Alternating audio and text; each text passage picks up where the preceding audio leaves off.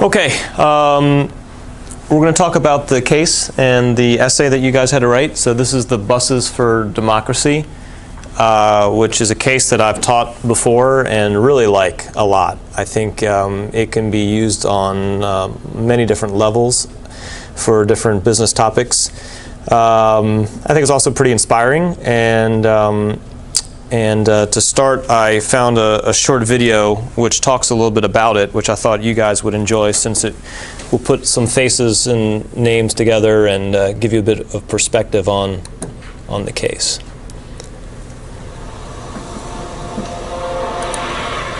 Susan Hanong is one of the many domestic workers who commute from Soweto, South Africa's largest township, to jobs in affluent areas of Johannesburg.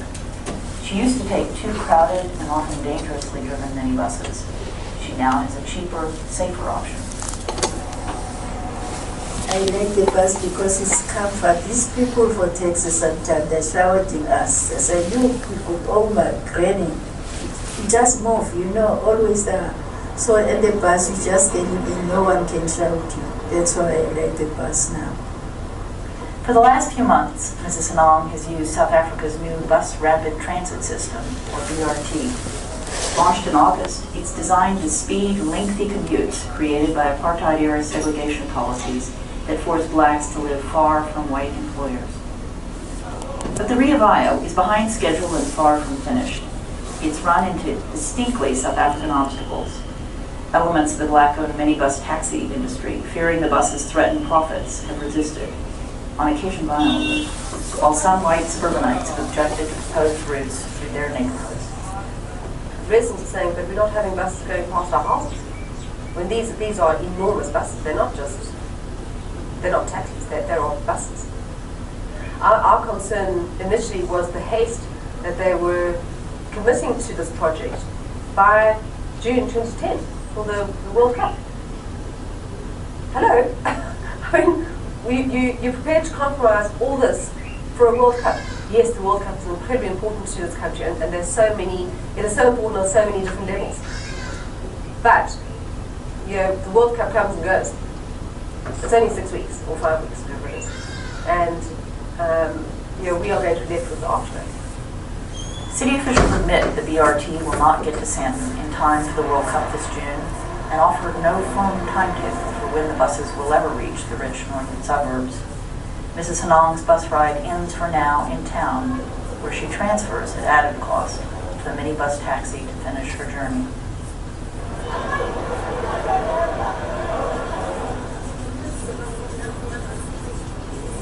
The discussion and public discourse around the issues, in fact, has been a reflection that in many ways the city remains a very divided one. Divided spatially, divided racially, divided in terms of quality of life issues. In a country where so much is seen through the prism of race, Tessa Turvey bristles at the suggestion that this issue is a racial one. You know, in this country, in this day and age, I think people who blame everything on race, it's a cop-out. You know, it is ridiculous when people are not, this is not a race issue, it's got nothing to do with race. It's got to do with protecting the area. While South Africa has made enormous progress since the end of white minority rule in 1994, the income gap between whites and blacks has widened. The BRT's attempt to knit Johannesburg closer together has stopped short of the neighborhoods where many of its passengers work. It's fine to go to a shopping mall in the northern suburbs and expect waiters and waitresses will be there to serve you in a restaurant, or packers at a supermarket checkout, and not think about when you finished your dining at 11:30 at night, how is that waitress supposed to get home? How does she get home? Despite the setbacks, many BRT passengers are grateful for the new service and patiently await the day when it will get them where they need to go. Mrs. Hanong knows how far the country has yet to go, but she also knows how far it has come. But now it's better because I can sit like this. Before I can't sit like this. No, I'm not allowed to sit here in this chair. You see, but I clean here. But I'm not allowed to sit in any chair because I'm black. You see, now it's better. everything is changing.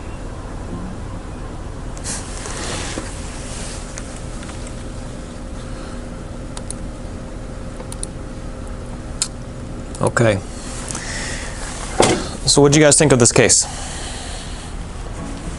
Oh, It's a brand name synonymous with adventure, with the allure of the open road. okay, Greyhound buses. Jeff, you said you got a deeper appreciation having read the case. What do you think? Yeah, and it was a good case.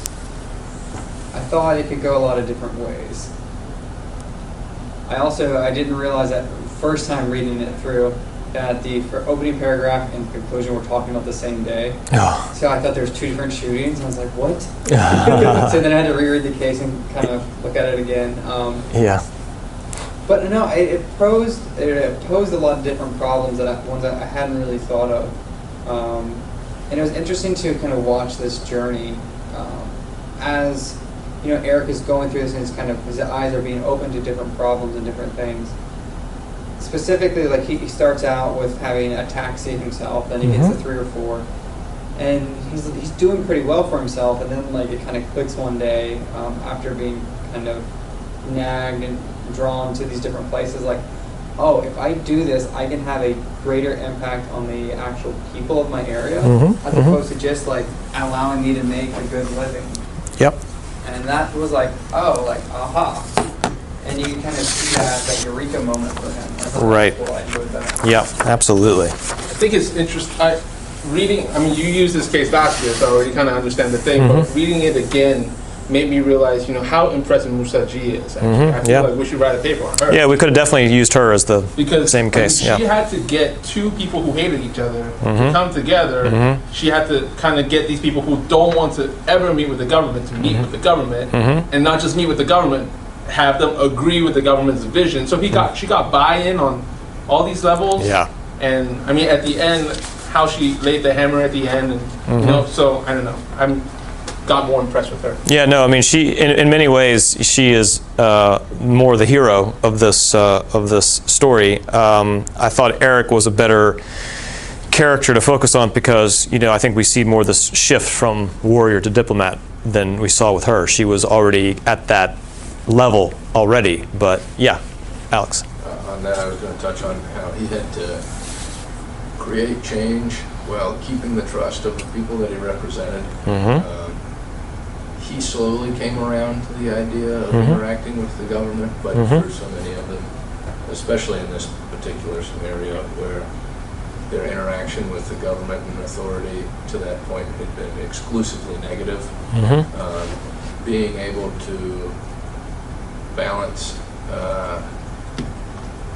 bringing information to people while he was threatened, but while not actually getting attacked himself or anything like that was.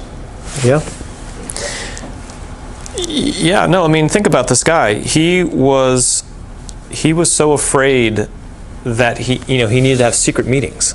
First, he was meeting with this Yugoslavian consultant. They were meeting in shopping malls and late at night, having all these sort of covert meetings.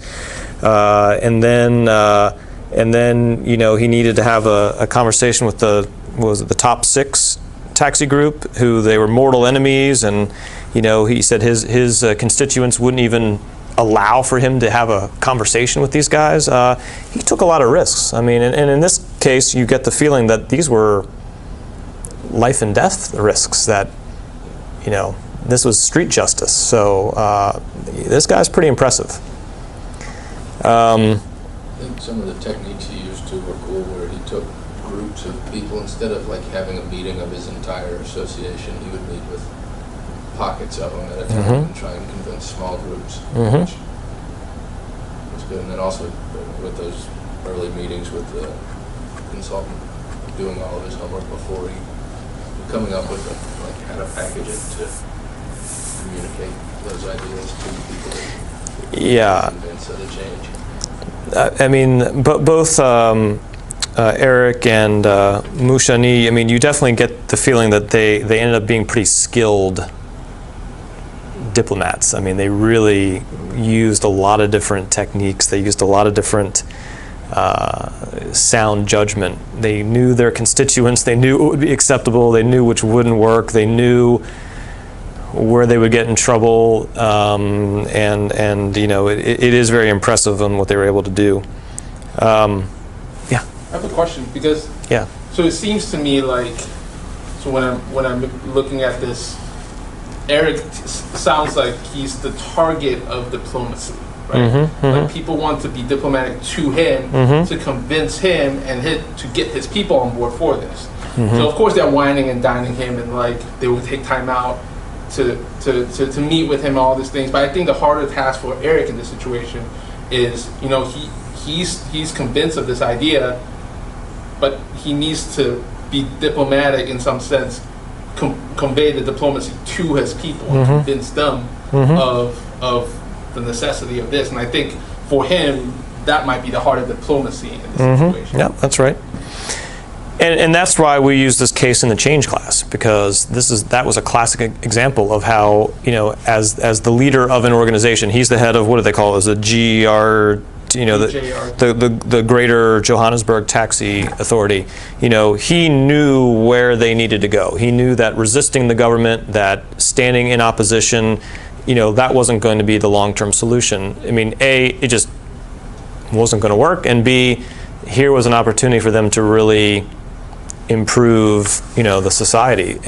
But he needed to convince everybody in his organization that that was the right thing to do. So, you know, I think Eric is a very interesting character because, you know, he went through several different levels, right? And we get into his background. He started out as a single taxi driver, and then he got a couple taxis, so he became a person of influence and, you know, within that community, some wealth.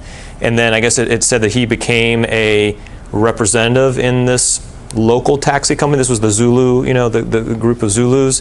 And then at a certain point, he became the head of this Greater Johannesburg Taxi. So I mean, so in a way, he was a diplomat, right? He was a diplomat early on. He was a representative of a trade association that represented many different companies. But on this sort of global level, or on this national level, he wasn't a diplomat yet. He was really more a warrior. He was standing in opposition to boycotting government meetings and not even willing to talk to them. So, you know, for me, he's a very interesting character. The essay I wanted you to write, I wanted you to try to reflect on, you know, his journey, because I also think it brought in some of the elements that we talked about in Class 1 and Class 2. Being a specialist to a generalist, and being analyst to integrator. You know, integrating these different thoughts and ideas, you know, really is also at the heart of this case.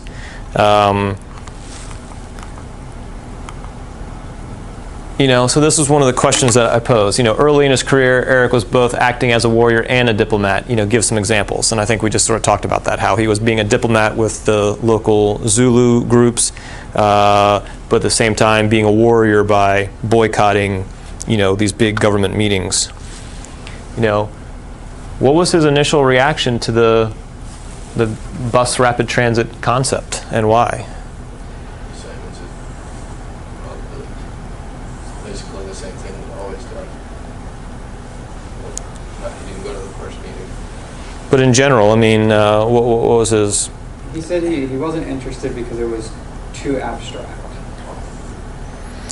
Yeah, and I think he knew enough to know that this was a threat to the status quo. And, you know, that's one of the reasons why we just talked about people can't be open-minded, because they're so used to doing what they're doing. And this was going to be a change. This was going to be different. And, you know, this was one of the few businesses where the black community could be a business owner and could start to gain some wealth and some status in their culture. So if all of a sudden the minibuses get completely wiped out and it's just this government-funded system, you know, that's bad. So his initial reaction was, you know, he didn't support it.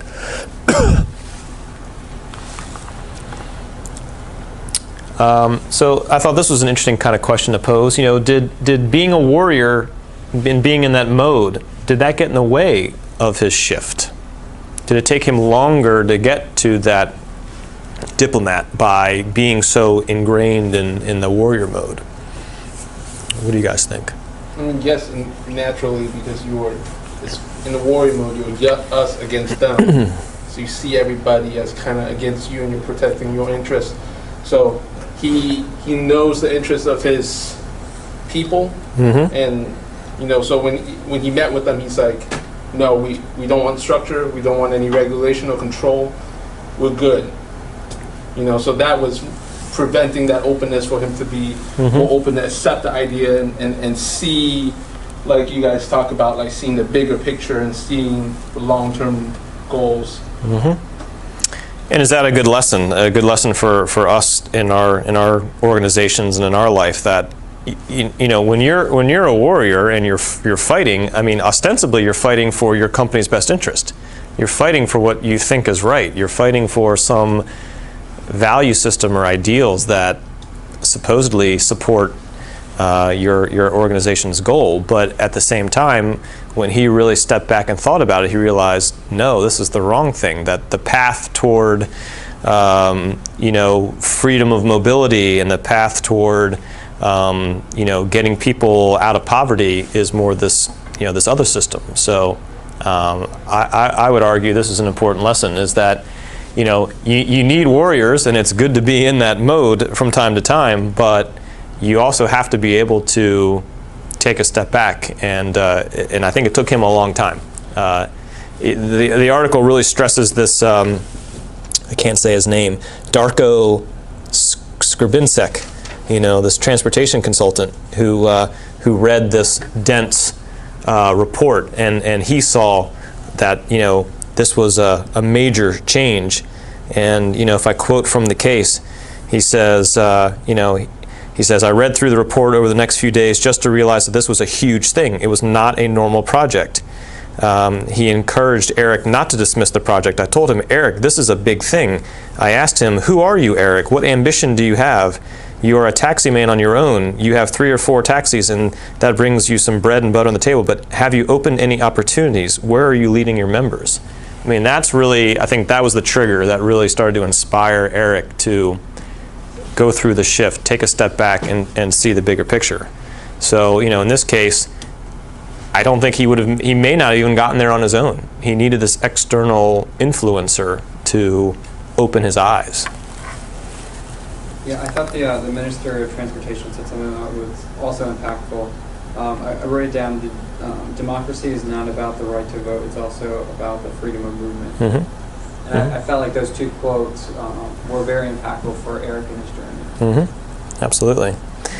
And again, a lot of us aren't dealing with issues this heavy. So this is a little bit of an extreme case where he found himself in a position where, I mean, he could positively affect the lives of millions of people.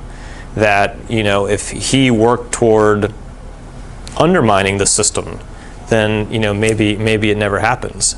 But if he put his energy towards supporting it and working with the other groups, then in a way he could truly improve prosperity down there. So pretty heavy stuff. So at some point I believe there was a turning point in his feelings toward the BRT, and so this is something that I really wanted to tap into. What were the emotions that he had at that time that led him to that shift? I mean, and look, we don't know for sure because, the case doesn't really say, but I mean, he pretty openly says that, he's probably been involved in some, violent and illegal activity early on. I mean, he says that. He says that if people were encroaching on his taxi services lanes, they would enforce it. So, you can imagine this guy probably saw some things and was at least aware of some things that were pretty heavy. But at some point, he taps into some emotions and that changes. So, take me through your reflections on that. I think that trip really made a difference for him. Like when he went to the trip with the top 6 guy or people, like at the end they said like there was some thawing of relationships over there. Like I think warmth really developed. Like there's this saying where like you want to get along with someone, like, or you want to get along with the enemies to find a common enemy.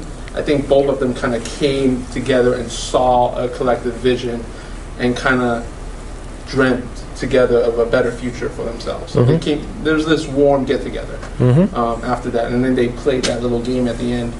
You said you made them play some games. Yeah. I think they did trust falls, or they did some blindfolds, and you had to walk them around. No, and you can imagine that these people, I mean, you almost get the impression these are like two warring mafia families. These are people that have been violent toward each other, and so then to get their top leaders in the room and then make them engage in some sort of a little bit of a silly exercise, you can imagine these tough guys probably weren't initially warm to that, but it goes to show you, I think that's a little bit about opening yourself up and being vulnerable, which we've talked about before.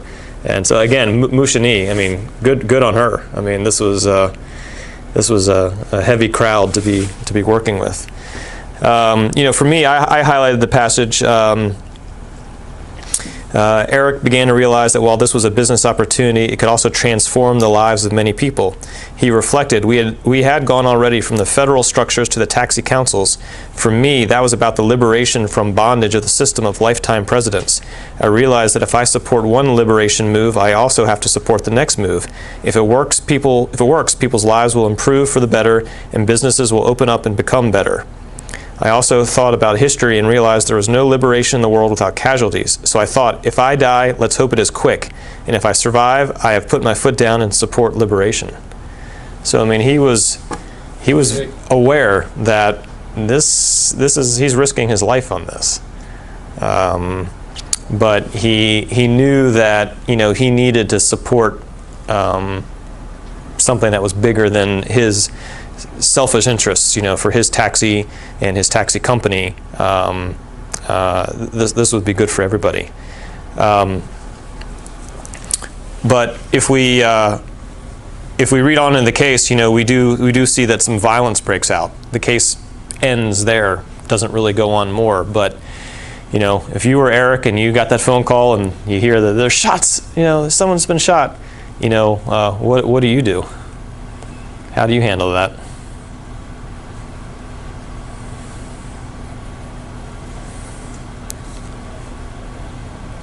Alex? I think there's a lot of things that needs to be done, but it makes me go back to what you guys talked about, media training. I think that might be the first, since this is a public event, that you might want to make a public declaration of sorts. Have some sort of meeting with the taxi association leaders, talk to them, calm down nerves. Yeah. I would go down the very next morning and get a camera crew and ride the bus and just say, it's safe. Here I am. I'm not hiding. I'm not worried about it. Be visible. Show that you trust the system. And, it's, I kind of think back to after 9/11, if you guys remember, basically all activities got postponed for a day or two after that, but then very quickly they played a Yankees game, and George Bush walked out there in a puffy Yankees jacket. I think he probably had a bulletproof vest underneath of it, and he got up on that mound and he ripped a perfect strike down the middle. And people still talk about that. At that time, we didn't know what was going on. We didn't know whether we were at war. We didn't know whether there was terrorists lurking anywhere. And the president went out on the highest stage, Yankee Stadium, New York City, 2 or 3 nights after this happened, and without armed protection, and just got on that mound and threw a ball across the plate and started the game. And that helped return the world, at least the city, to normalcy. So I think it's that being visible like that, that's really important. Where's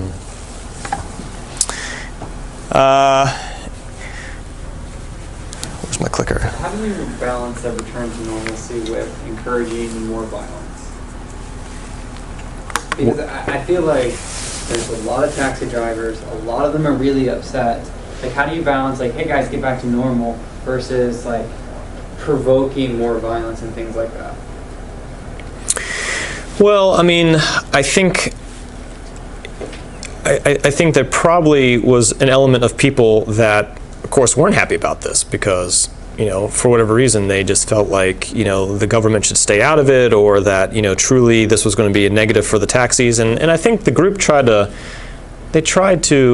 combat that by getting, and I didn't quite understand it from the case, but, it sounded like the government was going to grant an ownership stake in these buses to the taxi companies so that they could participate in the profit and in the benefit.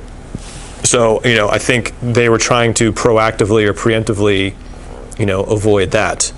I think probably as a diplomat, what you probably need to do is you need to meet with that next layer of influencers. So, they needed to gather all the different leaders of the regional taxi cabs and, deliver these messages to them and try to get them to drive that message down to their people. I mean, I think we can look at our own civil rights movement in this country, and that, if you look at Martin Luther King, I mean, he was very much trying to lead nonviolent protests. And, half the time, violence happened. I mean, I think he was in Memphis, a couple days before he ended up getting assassinated, and they had a march which went horribly wrong and completely, turned into looting and violence. And of course, he, as the leader of that, did not support it. So he had to gather his coalition around him and try to say, hey, we're only hurting ourselves, we're not going to be taken seriously as a cause if, we're only going to reinforce those stereotypes that all, the white people think that all we do is, we're going to riot. So, you have to gather, start with your own group, get them into a room and try to emphasize that point to them. But it'd be interesting to know how long violent activity continued, and does it even continue today? Is there vandalism? Are people, spray painting the buses and messing up the stations? Are people, I mean, look, I don't know about you guys, but, to me, subway stations are not great places. I mean, that's sort of like a perfect place to get, in trouble. So you wonder, in South Africa, you wonder what the heck are these bus stations like? But, they say they're clean, they're well lit. I suspect there's probably a guy standing there with a machine gun, which is a little bit typical in some developing countries. But I don't know. I mean, it's a dilemma, and I actually would be really curious what they did. You can ask Mark. Ask Mark? Yeah, he's from Zimbabwe. Oh, okay. So he spent a lot of time in South Africa. Yeah. Mark, like a student? Yeah. Yeah, I wonder if he'd heard of this. And this was typical of a developing country that was hosting a big event, the World Cup, the soccer championship, and I think look, they had this lady on there who was a little bit the counterpoint. Oh, this isn't a race issue. That's ridiculous. I mean, and then they show the guards sort of shutting the big gate, probably to the community. But I think her point was that in a way there was probably a perception that this was a little bit of a show, that the nation of South Africa was a little bit embarrassed about their history and about where they were, and if they can't even provide basic transportation services to their citizens, what kind of country is this? So I think a lot of the white population believed that this was a little bit phony. This was just a way for them to make a good appearance to all these visitors who would be there for a few weeks. So I think that was, if I could kind of read between the lines, that was what that lady was a little bit saying, that we're rushing to do this, it's too fast, we're making all these compromises, this wasn't well thought out, we weren't involved in the process. But again, I think the authors were trying to make the point that no process is complete until you truly allow free mobility, and if the buses can't even come into the wealthy suburban neighborhoods, then what have we really accomplished? So I really like the case. I think it's really useful. I think it's inspiring. I think it shows that, especially in politics and in government activities, people people truly do work for the best interest? I know sometimes it feels like weird, like especially with what's going on with us, and this will lead nicely into Heidi's discussion. You know, we've got government officials that are, you know, working toward the best interest of certain constituents, and you wonder sometimes what, you know, what their motivations really are. You know, are they just trying to get votes? Are they really trying to help? Are they trying to use us? Are we caught in a big game of diplomacy, and they're using us as a bargaining chip to get something else? Sometimes it's not quite clear. But you know, I think at the end of the day, there are some people in the government ranks that, you know, truly do want to help. So I really enjoy this case, and I appreciate you guys taking time to read it and to turn in those essays. I haven't read them yet, by the way, but I'll get them back to you before next class with a grade. So, any last comments on the case before we move on? Any other reflections? Also, I just kind of wonder how he felt, like, because obviously, maybe not entirely in South Africa, but they mentioned the like military wing of the anti-apartheid group, like how he thought about convincing those groups that not only the status quo of not dealing with the government, but being actively hostile towards the government, and where violence was the norm, like how they figured they were going to get through all of it was interesting to me. Yeah. Has anybody been to South Africa? Have you guys ever? So I was going to offer something. Yeah. I was in Cape Town a couple of years ago. Okay. And so reading this helped me appreciate something that I just, you know, you take things like public transportation or having access to it for granted, or having access to a taxi. And so when I was in Cape Town, I had a conversation with my taxi driver, and to him, at that point in time, his biggest threat to his livelihood was Uber. And he was so frustrated, he was so angry about the fact that a company like Uber could come in and they were capturing this business, they were taking it away from the taxis, and it, you know, again, it just helped me appreciate how challenging new technologies can be, and the displacement that occurs when, you know, you've got these changes occurring with technology. So it was just it was a different touch point with the taxi drivers, so there's still taxi drivers there. But for him, at that point in time, his biggest kind of personal threat felt like it was coming from Uber. That's interesting. Yeah, I wonder what kind of an impact Uber has made down there. Has that increased the mobility?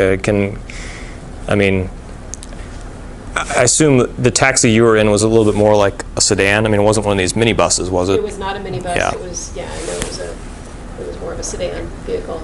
And it also helped me appreciate what he was articulating is something that taxi drivers in Arlington, taxi drivers in London feel. Absolutely, it's a global phenomenon. Yeah, because I would hunch that there's probably even a two-taxi system. There's probably the local taxi system, which is more of these minibuses and are pretty cheap, and then there's probably the tourist taxi service. So I would imagine that a typical the woman in this video probably can't Uber to work every day. You know, it probably is 10 times more expensive than this little minibus or the BRT system. But that is interesting. That's a neat reflection. Okay, well, good. Let's. It's 8 o'clock, so let's break now for 10 more minutes, and then when we come back, we'll turn it over to Heidi. So